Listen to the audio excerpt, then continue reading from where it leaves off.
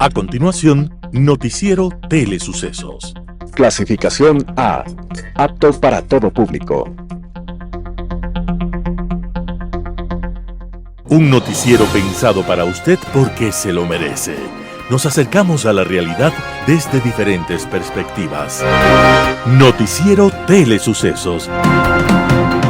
Primera parte del Noticiero Telesucesos con las noticias más importantes del día.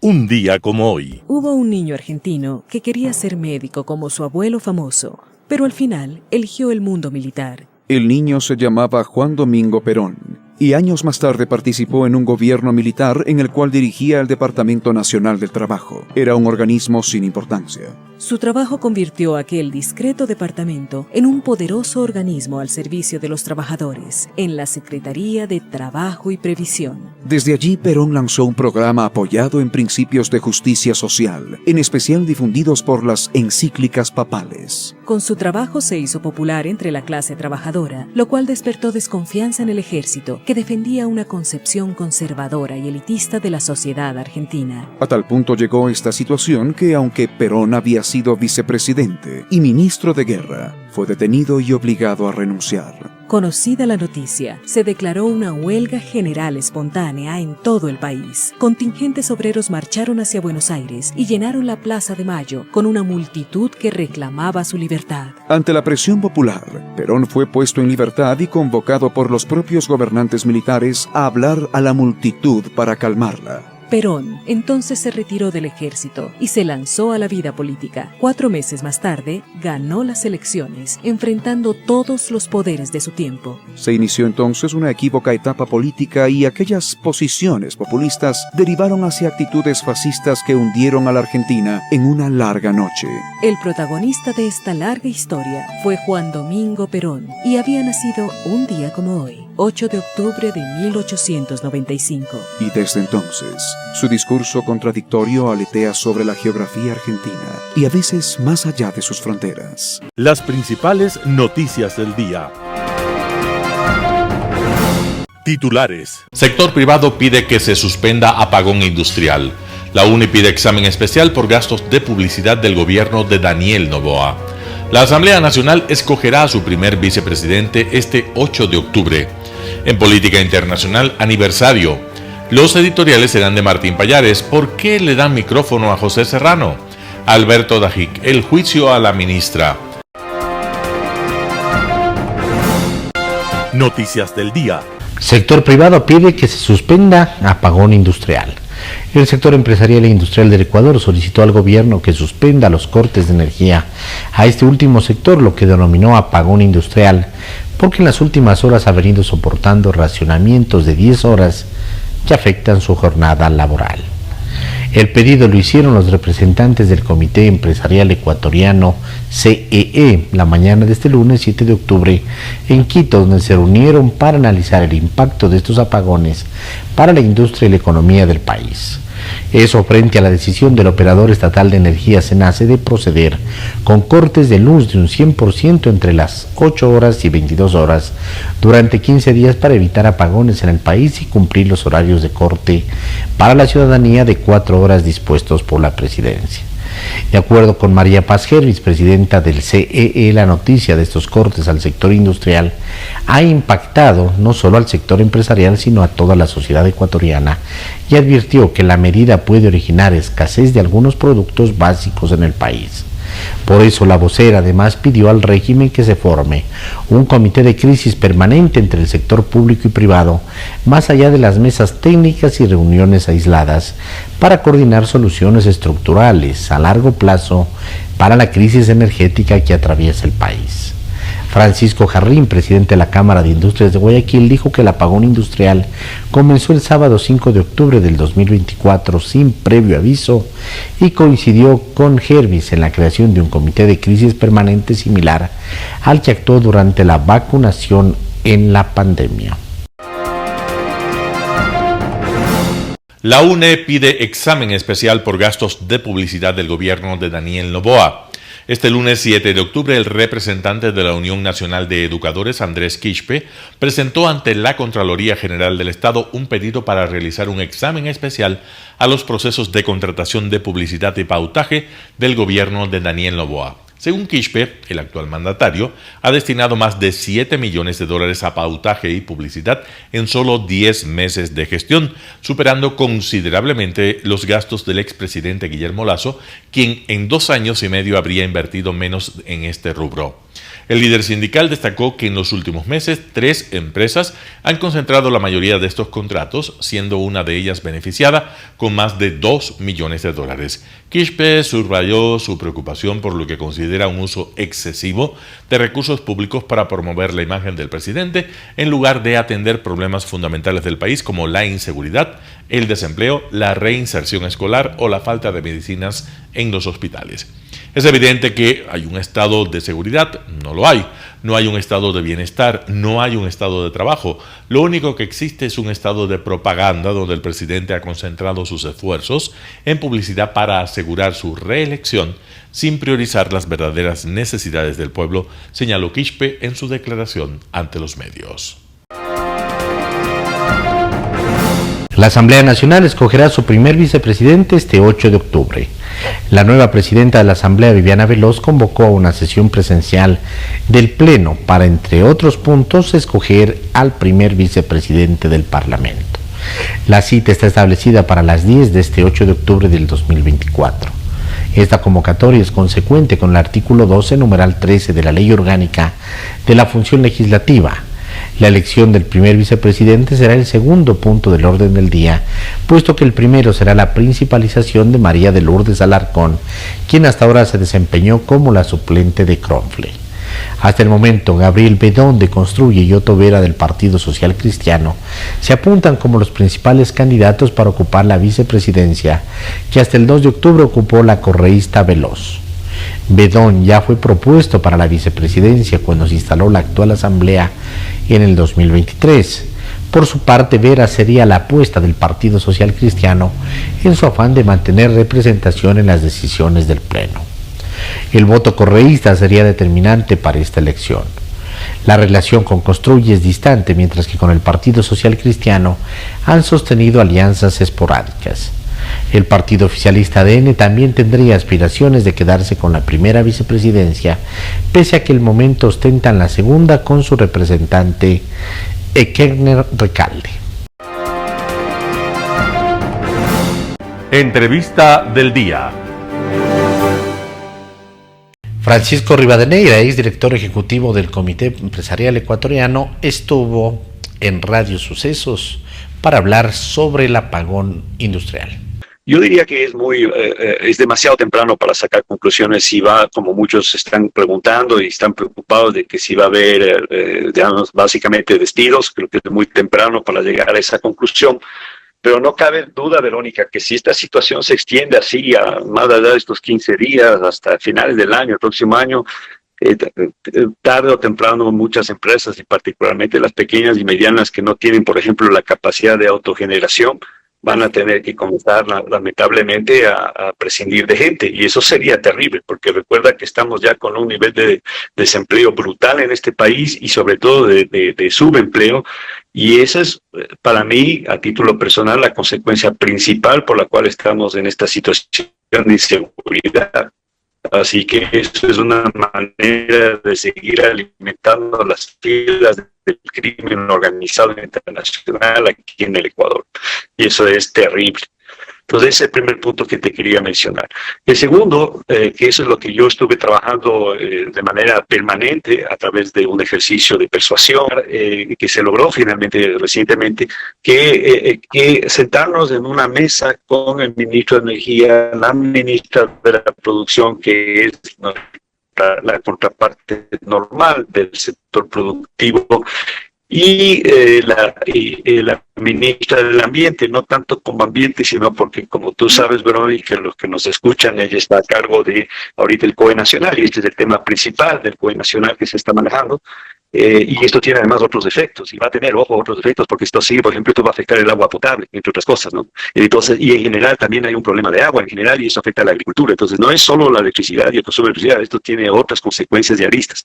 Entonces, lo que habíamos pedido en esa reunión que se dio la semana anterior fue justamente la necesidad de tener un espacio permanente de diálogo, algo así como una mesa de trabajo, donde pueda el sector privado, a través de los gremios, particularmente con estos tres ministros, saber con anticipación cuándo van a haber estos cambios, explicarle a los ministros, a los tres al mismo tiempo, de justamente cuáles son los impactos de tomar este tipo de decisiones y tratar de reducir al máximo los efectos, básicamente, entre otras cosas, buscando, por ejemplo, que las zonas en las ciudades, en el territorio nacional, donde hay un mayor asentamiento de empresas y de industrias en particular, por ejemplo, los parques industriales, no se les corte la luz, se les corte menos tiempo, etcétera.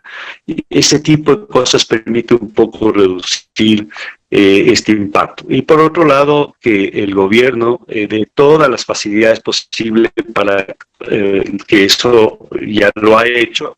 Ahora hay que ver si en la práctica funciona, para, por ejemplo, la autogeneración de energía. Entonces, por el tema de la posibilidad de traer generadores, ¿no es cierto?, sin pagar aranceles, con mayor espaciamiento al diésel que requieren esas máquinas para funcionar, pero todo tiene límites.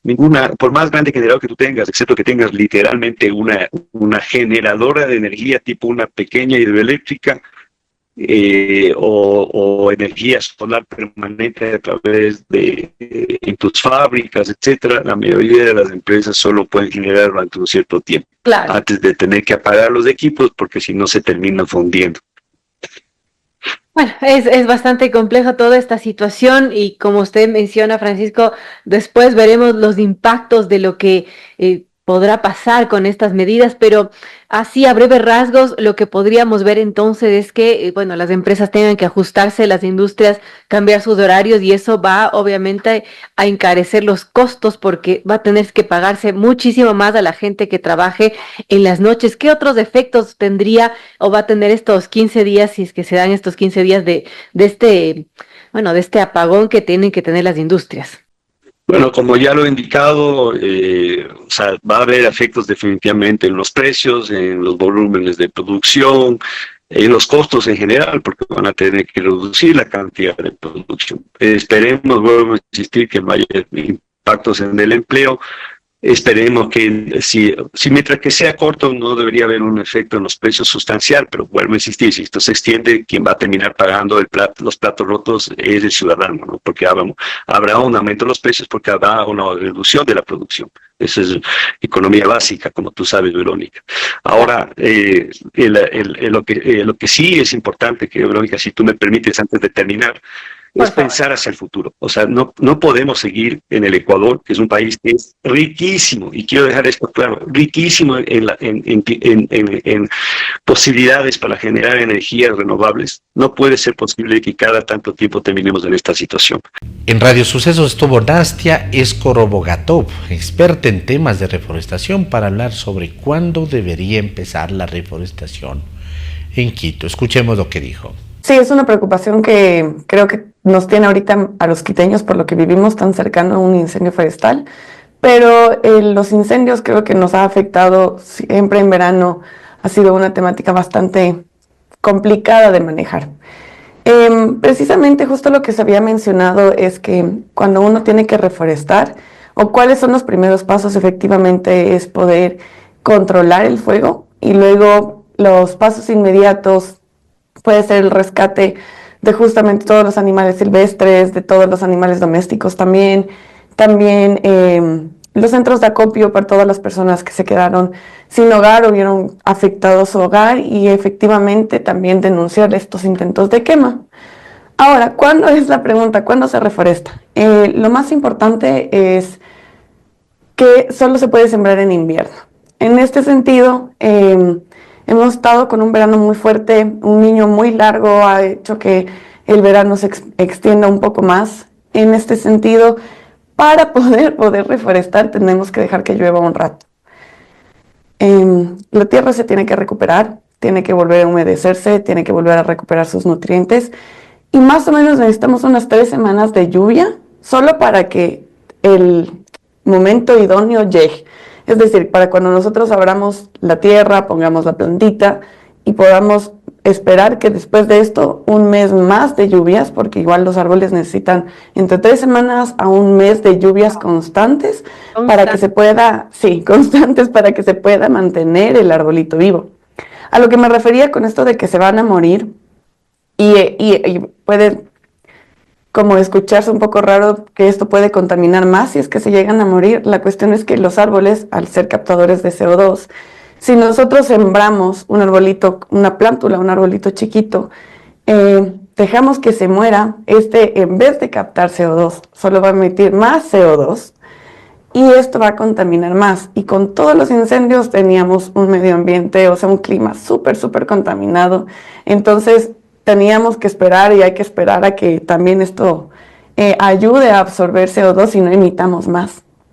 Y solo podemos reforestar esto en zonas aledañas también. Y justamente mi preocupación fue que vi mucha gente entusiasmada, mucha gente preocupada, queriendo reforestar la zona afectada con árboles que no son de la zona. Y lamentablemente eso iba a ser muy contraproducente. Lo que se puede hacer es como reforestar zonas aledañas, como les mencioné, tipo en noviembre. Si estamos como en esta racha que está lloviendo casi todos los días, podríamos reforestar en noviembre. Pero tiene que ser con plantas nativas o endémicas. Nativo significa que compartimos en regiones diferentes, puede ser Perú, Colombia y Ecuador, por ejemplo. Y endémica es propia de nuestra zona, en este sentido. Y solo pueden ser con esas plantas, porque lo que queremos hacer es recuperar el ecosistema y recuperar lo de la zona, ¿verdad? Y entiendo que muchos nos criamos con eucaliptos y pinos toda nuestra infancia, nuestros abuelos, pero estas dos son una planta invasiva. Entonces, no es tan bueno el eucalipto, porque he escuchado mucho ese criterio, pero ¿cuál es la razón, Nastia? El eucalipto es de Australia. Es de un clima muchísimo más seco, tiene una adaptación para climas, por ejemplo, pequeño cuerpo de agua que tiene, se lo va a absorber. El eucalipto es este tipo de planta que absorbe todo el agua alrededor, lo cual no va a permitir que ninguna otra planta alrededor crezca. Además, se ve adaptada para zonas secas. Al momento de un incendio parecen unos fósforos gigantes, porque como no tienen agua, se prende muy rápido. Por ejemplo, si comparamos con una suculenta, que puede ser como una sábila, es una suculenta, son más gorditas, están con mucha más agua y estas son más difíciles que se incendien. Claro. Entonces, este es un problema con el eucalipto y estamos rodeados de eucalipto. Y lo que hay que hacer en las zonas como que se afectaron, por ejemplo, es súper importante también hacerlo al tiempo necesario, pero hacerlo bien y rápido, porque el eucalipto, al no tener nada de vegetación, esto va a brotar con una fuerza increíble. Entonces va a ser todavía más complicado poder controlar el eucalipto. Entonces, en la zona afectada se podría esperar que en unos 4 meses, 3 meses más o menos ahora, que poder intervenir. Y cómo se interviene es con una sucesión ecológica. Entonces no tiene que ver solo con árboles, tiene que ver también a arbustos. Los arbustos sirven como plantas pioneras, que son plantas que están adaptadas al sol directo y estas pueden ayudar a que las plantas que necesitan sombra puedan llegar. Pero esto lo que hay que hacer es una recuperación ecológica, es una sucesión ecológica. No solo es venir a plantar el árbol, es arbustivos, árboles, o sea, es replicar más o menos un ecosistema que tengamos de nativas a esta zona, también intentando lograr, aumentar el área de distribución de flora y fauna, por ejemplo. En Impacto Informativo, Guillermo Avellán, gerente del Banco Central, habla sobre la caída del crecimiento en el segundo trimestre del 2024. Vamos con la nota.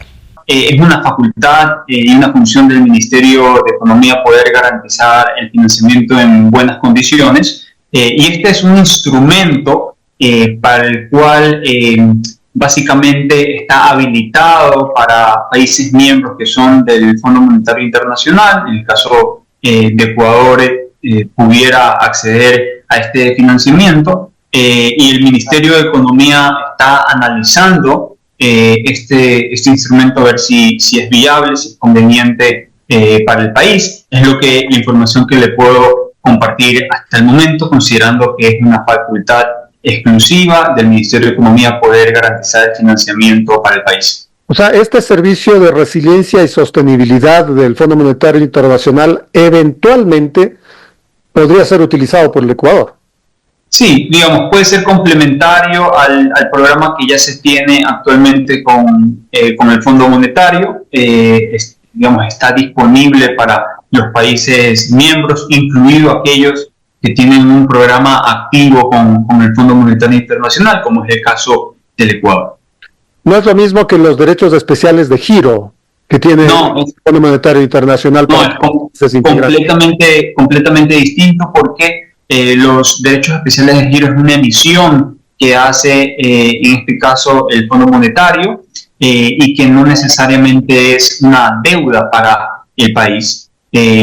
Los derechos especiales de giro deben cambiarse por alguna moneda, en este caso el dólar, que es la moneda de curso legal en nuestro país, y en ese momento se contabiliza, se comienza a generar un interés, un servicio de deuda que se debe pagar, pero mientras se tengan esos derechos especiales de giro y no se canjeen por dólares, no necesariamente implican el pago de una tasa de interés. Pero entiendo que hay una misión del Fondo Monetario Internacional, me parece que ya está aquí en el país y que está reuniéndose con las autoridades económicas, incluso no sé si se han reunido con usted, para ver si es que el país recibe $500 millones del último entendimiento con el fondo que fue en el primer trimestre, si no estoy mal. Sí, a ver, Edgar, aquí es importante aclarar que al menos que yo tenga conocimiento, no hay ninguna autoridad del Fondo Monetario que esté en el país actualmente. Pero van a llegar teniendo reuniones con autoridades del Ministerio de Economía o del Banco Central.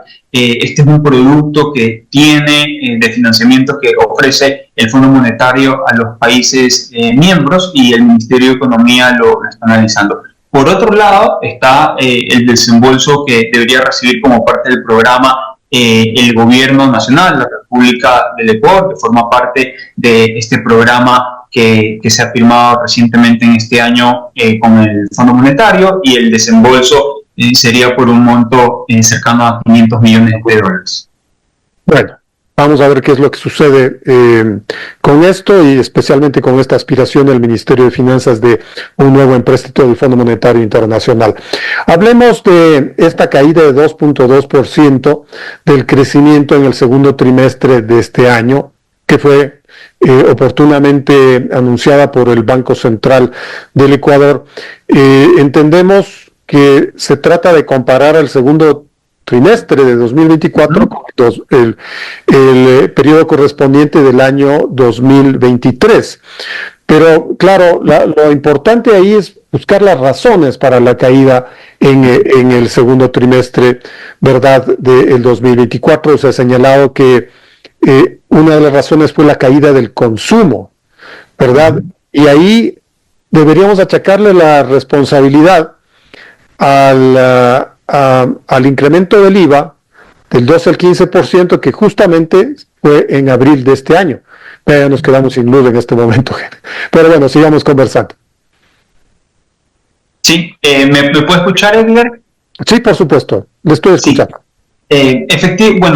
Algunas precisiones acerca de la contracción económica durante el segundo trimestre del 2024. Efectivamente, la economía se contrajo en 2,2% durante el segundo trimestre de este año, debido principalmente a una caída interanual en la inversión, o también conocida como la formación bruta de capital fijo, en 8,2%. Además, el consumo de los hogares se contrajo en 2,2% y el gasto del gobierno en 0,6%. Por otro lado, las exportaciones totales reportaron un crecimiento de 1,9% y las importaciones un incremento ligero de 0,2%. Un panorama de noticias para su estatura intelectual.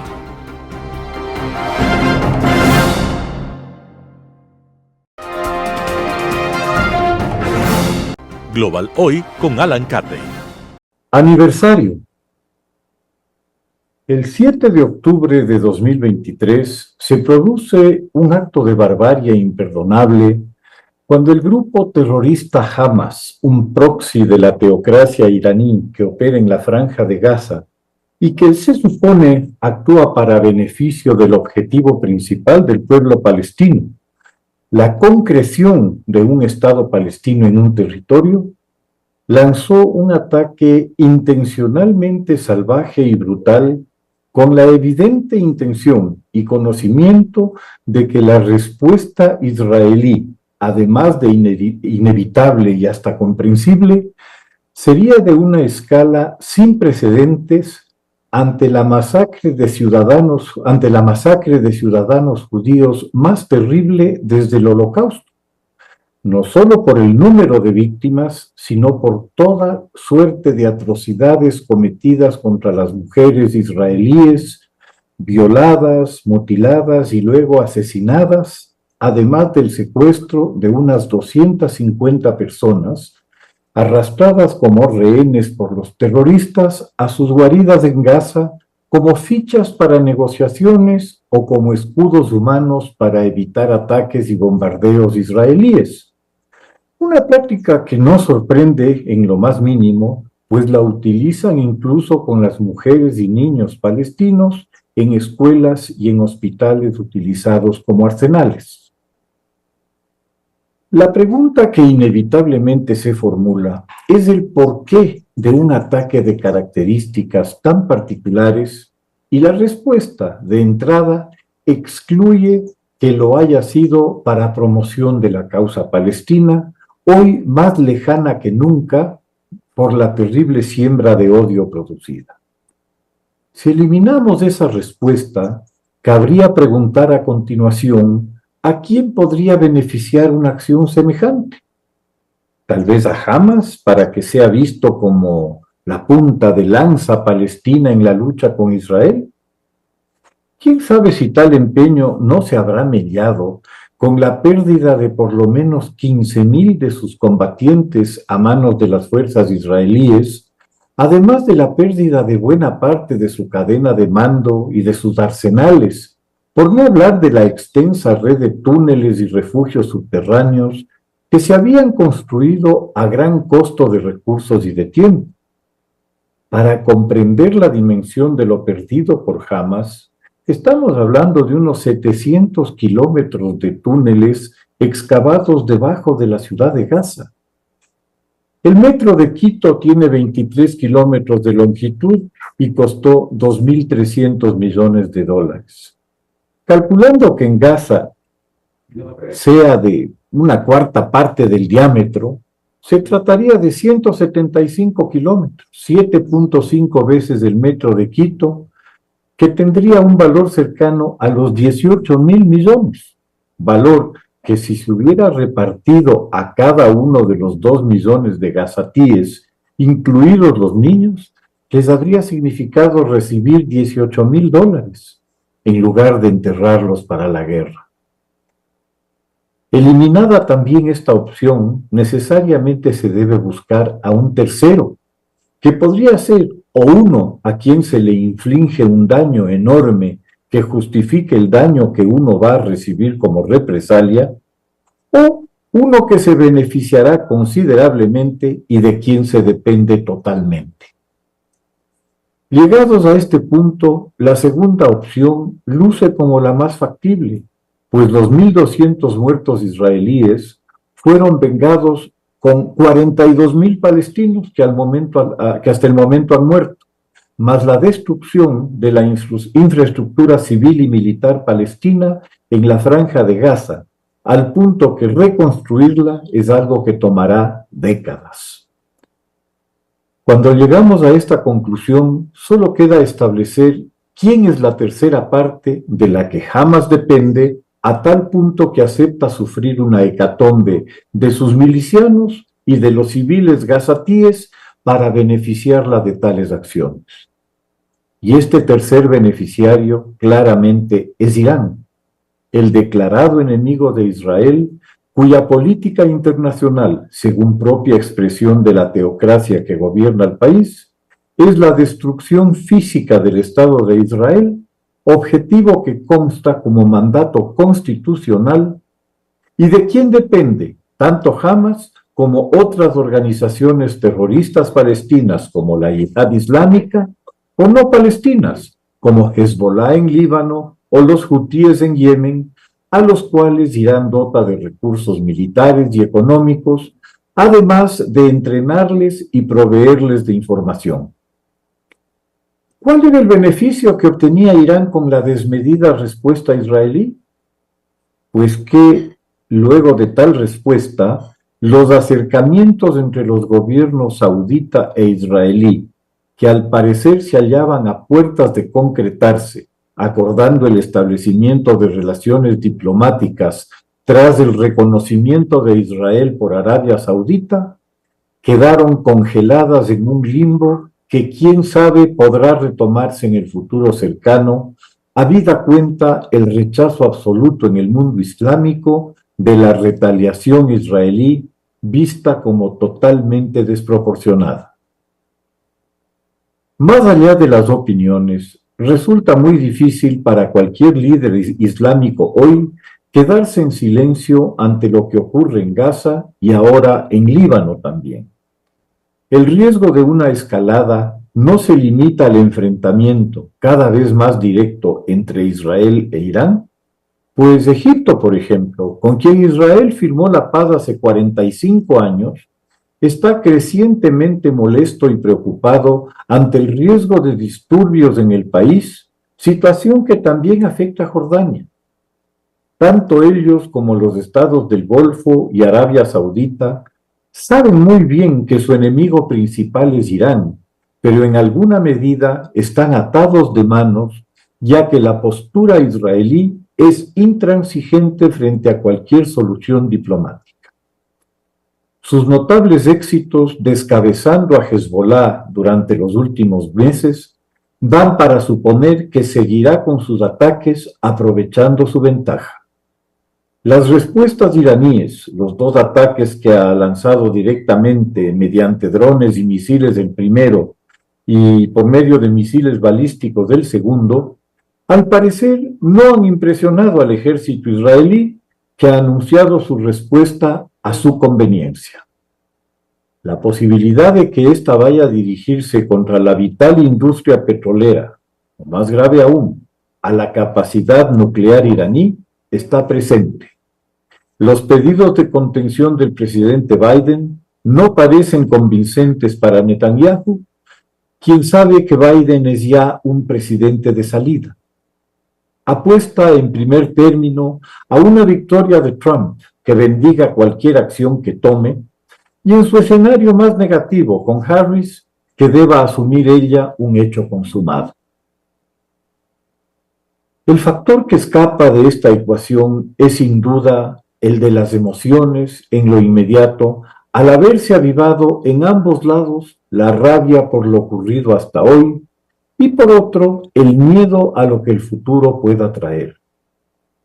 Los hijos de los 40.000 muertos palestinos que han quedado sin padres ni casa, errantes entre el terror de las bombas y el hambre, son el caldo de cultivo de la próxima generación de terroristas, sea de Hamas, de Hezbollah o de cualquiera de las organizaciones terroristas que hacen del odio su bandera y su negocio.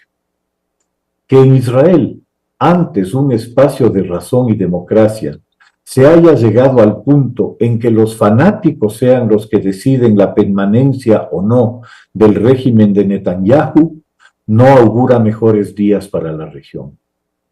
Los partidos de Dios, presentes en Medio Oriente desde sus albores, han jugado y jugarán sus macabros juegos sobre una ensangrentada y mal llamada Tierra Santa. A estos poco les preocupa que sus pasiones y sus odios puedan llevar al mundo al abismo. A fin de cuentas, Armagedón está siempre para ellos a la vuelta de la esquina. Muchas gracias. Editorial. ¿Por qué le dan micrófono a José Serrano? Artículo de Martín Pallares publicado en Diario El Expreso. Alguna explicación debe haber para que José Serrano se haya convertido en una voz autorizada para hablar sobre la inseguridad en el país. Y debe haber una explicación porque en cambio sobran las razones para que ese señor esté proscrito de participar en el debate nacional. Si se toman en cuenta sus antecedentes, Serrano debería estar escondido y debería ser una vergüenza aparecer con él para cualquier político o periodista decente. Pero no. A Serrano lo citan para que participe en las actividades de la Asamblea, como fue en la emboscada que los correístas le tendieron a la ministra Mónica Palencia, o en las entrevistas que le hacen muchos medios. Cada vez que alguien lo hace, en realidad está otorgándole una amnistía social. No hay que olvidar que entre los muchos cadáveres que Serrano tiene en el closet está esa escandalosa conversación telefónica que tuvo en el 2018, cuando era presidente de la Asamblea con el corrupto sentenciado Carlos Polit, que se hallaba prófugo por el caso de Brecht. En esa conversación, en tono de dos viejos cómplices, planificaban el descabezamiento del fiscal Carlos Vaca Mancheno, porque había dado luz verde al proceso por el caso de Brecht, que podía salpicar a los grandes capos del Correato, como en efecto ocurrió con Jorge Glass y con el mismo Polit. Serrano es un tipo oscuro que vive fuera del país por algún motivo que nadie conoce y que sostiene no poder regresar porque dice que lo van a matar, sin presentar una sola prueba. ¿De dónde saca la información? ¿Por qué se le habría de dar crédito a esa información que, pudiendo ser falsa o verdadera, también podría ser filtrada por uno de los grupos criminales? Serrano sacó el lunes un video con la información que quería usar en la emboscada correísta a Mónica Palencia, hablando de 15 oficiales de la policía que según él están vinculados con el narcotráfico. Lo dicho puede ser tan verdadero como falso. ¿Por qué no pensar que algún grupo mafioso quiere sacar a esos 15 oficiales porque estorban o son aliados de algún cartel adversario?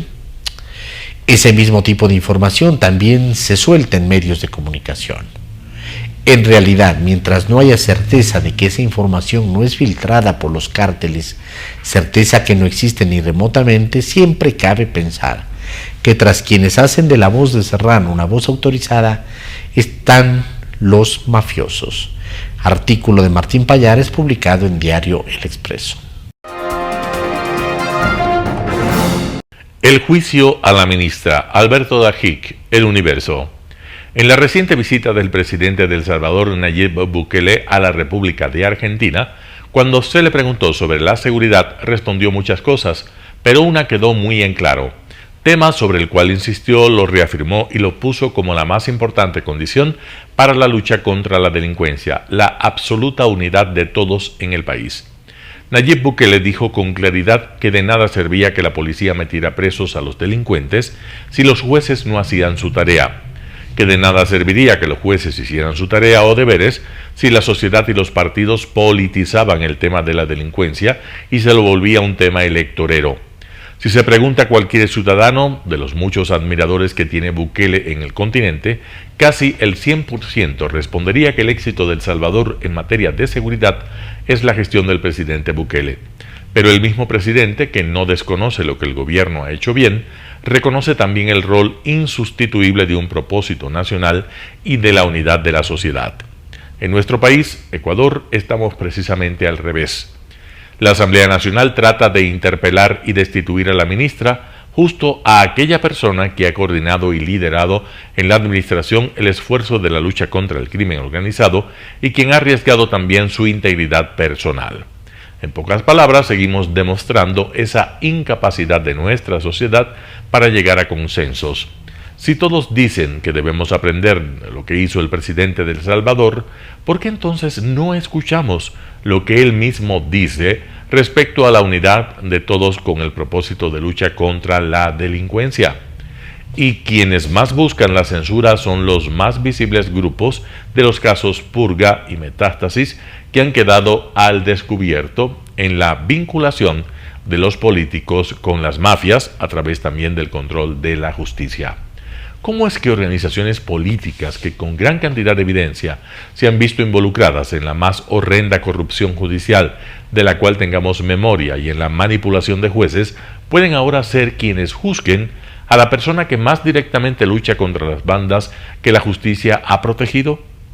Ese es el contrasentido más grande que se puede tener dentro de un juicio político, y si el presidente Nayib Bukele tiene la razón, que por el éxito de la disminución de la delincuencia en El Salvador no debemos de dudar que no la tenga, entonces ese juicio político, con las implicaciones de las vinculaciones de los acusadores con las mafias y el manejo de la justicia, destruye con toda fuerza la precondición de la unidad nacional que Bukele ha establecido como indispensable para triunfar en la lucha contra el crimen organizado y la delincuencia en nuestra sociedad. En Ecuador, una vez más, nos corroe la falta de unidad, nos destruye, nos quita norte y dirección, y va contribuyendo a esa lamentable percepción de que somos una sociedad sin futuro, porque hemos decidido que no se debe vivir con un pacto social, sino con el apego a los más perversos intereses personales, partidistas y politiqueros. Alberto Dajic, El Universo. Noticias internacionales. Victor Ambros y Gary Röntgen ganan el Nobel de Medicina por el descubrimiento del microARN. El Premio Nobel de Medicina se ha concedido a los investigadores Victor Ambros y Gary Röntgen por su descubrimiento del microARN, un principio fundamental que regula la actividad genética. Thomas Perlmann, secretario de la Asamblea Nobel, ha anunciado el premio este lunes en Estocolmo. Según la Asamblea, su descubrimiento tiene una importancia fundamental para el desarrollo y el funcionamiento de los órganos. El resto de los premios de este año se conocerán a lo largo de la semana. Los premios Nobel fueron creados por el inventor sueco Alfred Nobel, fallecido en 1896, y están dotados con cerca de 1 millón de euros. Los galardonados recibirán sus premios en una ceremonia solemne que se celebrará el 10 de diciembre, aniversario de la muerte de Nobel, en presencia de los reyes de Suecia.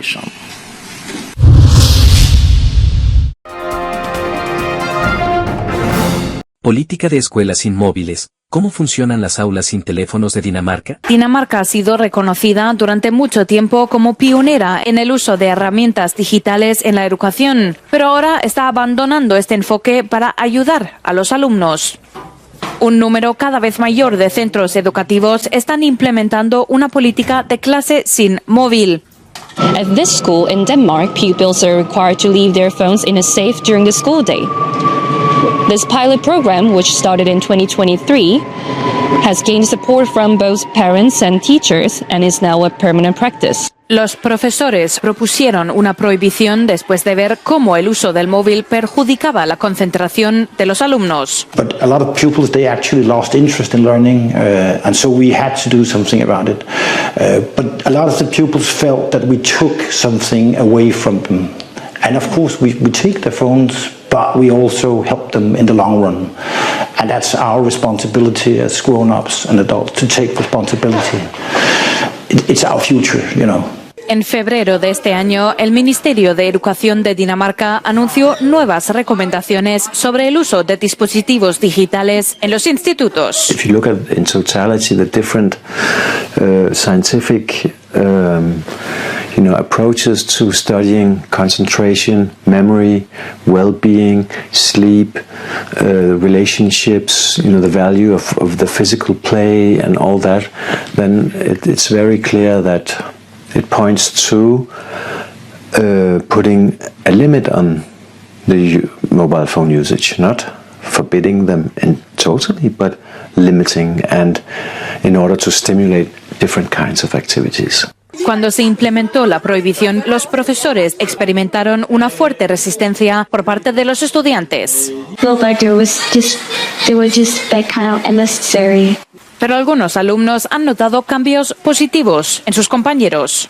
I mean, I definitely felt like I used my phone a lot more in school than I should have, but after the change, it helped a lot, and also like other people who used it a lot, it helped like just like talking with your friends more and like doing stuff outside of school too and not just looking at your phone. En 2012, muchos municipios compraron iPads para los institutos, pero el cambio en su enfoque de la tecnología en la educación refleja las crecientes preocupaciones sobre su impacto en el bienestar de los alumnos.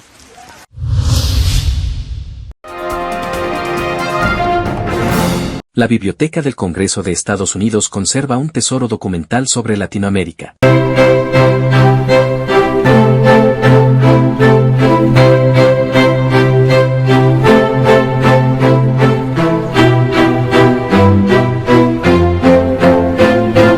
La Sala Hispánica de Lectura fue fundada en 1939 y es la primera sala de estudios geográficos de la biblioteca. Tenemos un total de 21 salas y centros de investigación y eso incluye lo que es formatos. Entonces tenemos salas dedicadas a fotografías, a mapas, a manuscritos, así como las zonas geográficas que nosotros somos una parte, la Sala Hispana de Lectura, la sala de Europa, la sala de África y la sala de Asia.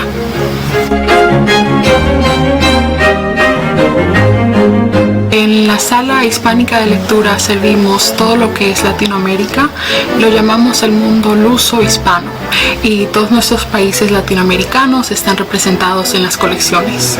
Tenemos mucho material de México, de todas las épocas, de Centroamérica, de Sudamérica, Brasil, también las comunidades indígenas. Tenemos muchos libros de origen maya, náhuatl, Inca. Tenemos muchos materiales, no solamente libros, tenemos códices indígenas, tenemos diferentes tipos de materiales que cuentan historias mesoamericanas nativas a las Américas.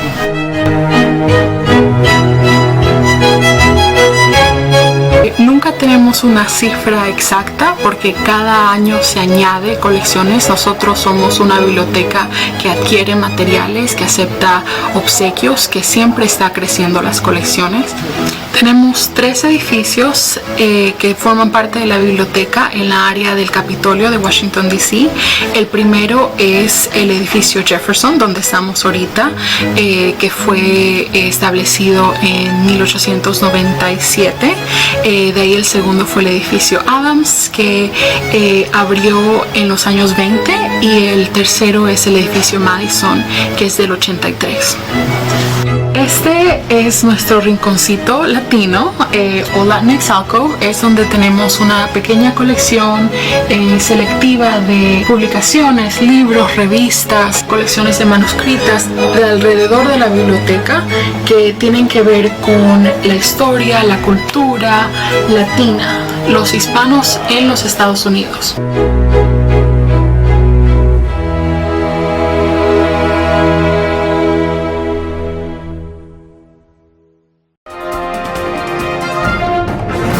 Israel bombardea Beirut y el campo de refugiados de Jabalia, Gaza, durante la noche. Las fuerzas israelíes han intensificado los ataques sobre Beirut, alcanzando los suburbios del sur de la capital libanesa el domingo por la tarde y durante la noche. El ejército israelí confirmó los ataques y dijo que unos 130 proyectiles habían cruzado desde el Líbano a territorio israelí. Algunos habrían sido interceptados. Vídeos grabados el lunes muestran un enorme cráter en el lugar, pero no está claro si hay víctimas mortales. En las últimas semanas los ataques israelíes han alcanzado lo que según el ejército son miles de objetivos militantes por todo el Líbano. Entre tanto, el ejército bombardeó intensamente el lunes por la mañana el campo de refugiados de Jabalia y emitió nuevas órdenes de evacuación para la población de todo el norte de Gaza. Esta acción se produce tras múltiples ataques y una nueva ofensiva lanzada el domingo. Según Israel, Hamás estaría reconstruyendo su capacidad operativa en la zona al cumplirse un año de la campaña militar contra el enclave. Las fuerzas de defensa de Israel afirmaron que habían llevado a cabo ataques contra Hamás en toda Gaza mientras se disparaban proyectiles desde la franja en las primeras horas del lunes. La ofensiva de un año contra Hamás es una de las más mortíferas y destructivas de la historia reciente. Israel ha matado al menos a 41.000 personas y ha dejado gran parte de la zona en ruinas. La reconstrucción puede llevar décadas.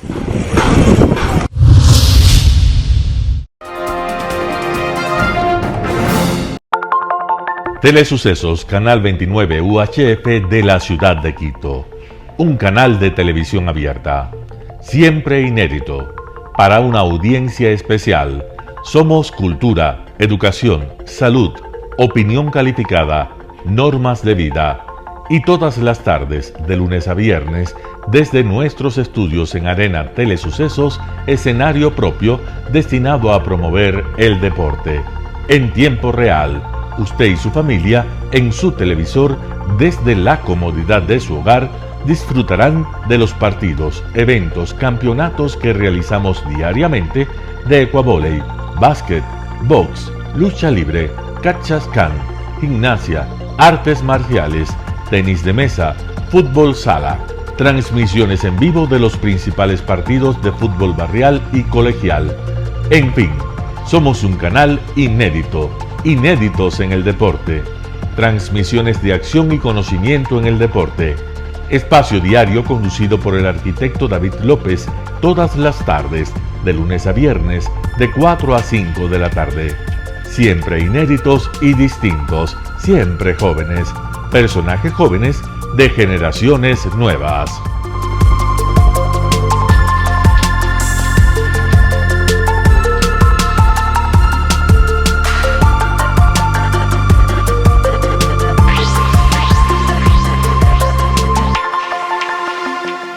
El término arena dejó tiempo atrás de ser sinónimo de muerte.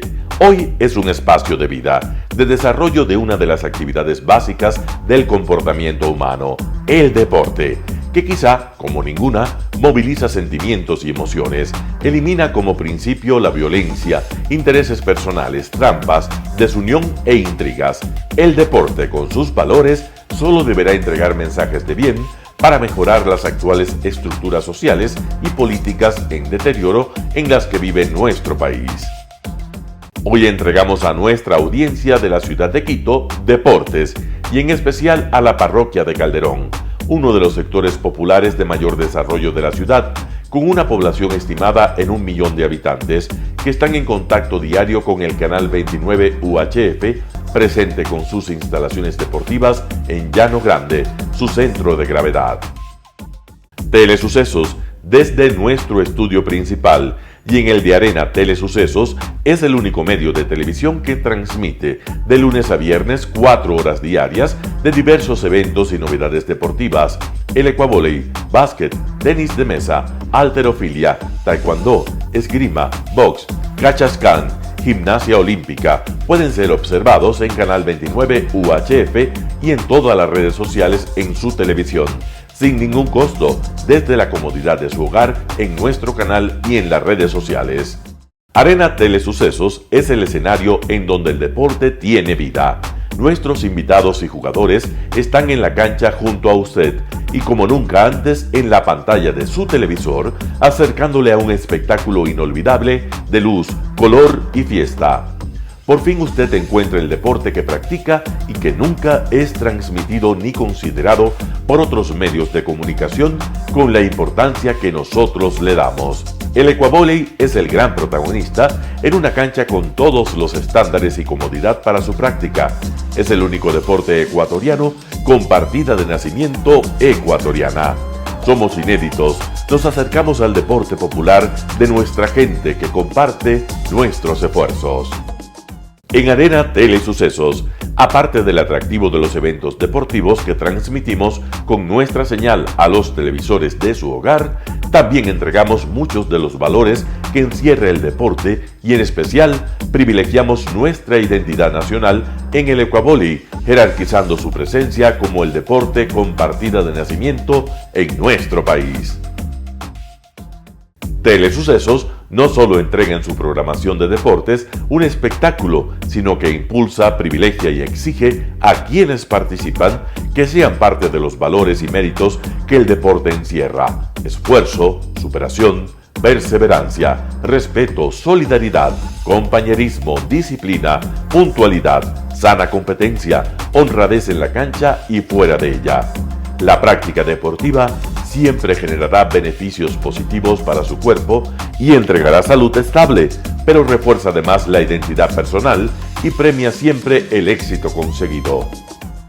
Estamos entregando a nuestra ciudad con Arena Telesucesos un esfuerzo más de un medio que es fiel a su identidad y que a través de sus contenidos de salud, cultura, opinión calificada y ahora deportes, pretende difundir lo que, aparte del entretenimiento, requiere nuestra gente.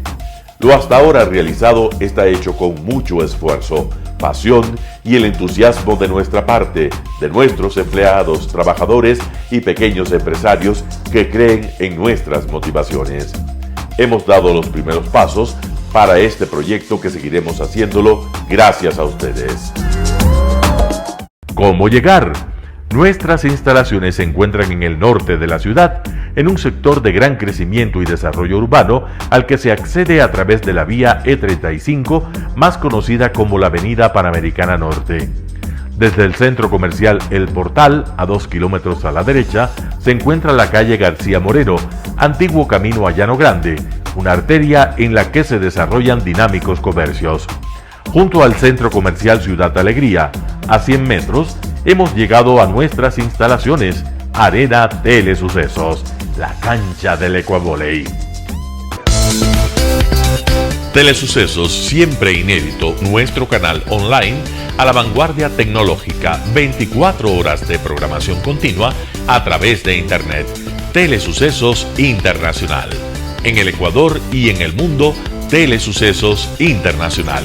¿Cómo lo sintoniza? Ingresando a www.telesucesos.net. Telesucesos Internacional. Telesucesos, el canal de televisión siempre inédito. El noticiero Telesucesos es retransmitido de lunes a viernes a las 7 horas por Radio Planeta Sur 106.1 FM de la ciudad de Loja. Noticiero Telesucesos. Las opiniones vertidas en este espacio por la producción y dirección del programa son de exclusiva responsabilidad de sus autores y de quienes intervienen en ellos.